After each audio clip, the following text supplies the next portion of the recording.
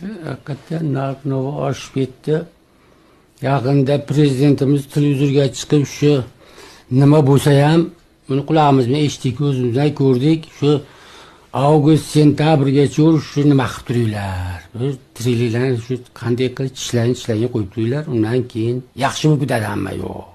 Biz prezidentimiz shu gapini eshitdik. Undan baqa endi vaqtimiz choq endi ajoy emas. Sentabr yo avgustga borib narx-navo pasayib tag'in yaxshi bo'lib ketsa. Endi hozir bizniki yangi deydi shu. Mana undaqangi ko'p davlatlar bilan aloqa qilyapmiz deydi, hamma yo'q yaxshi bo'lib ketadi deyapti. Endi buni Xudo biladi endi.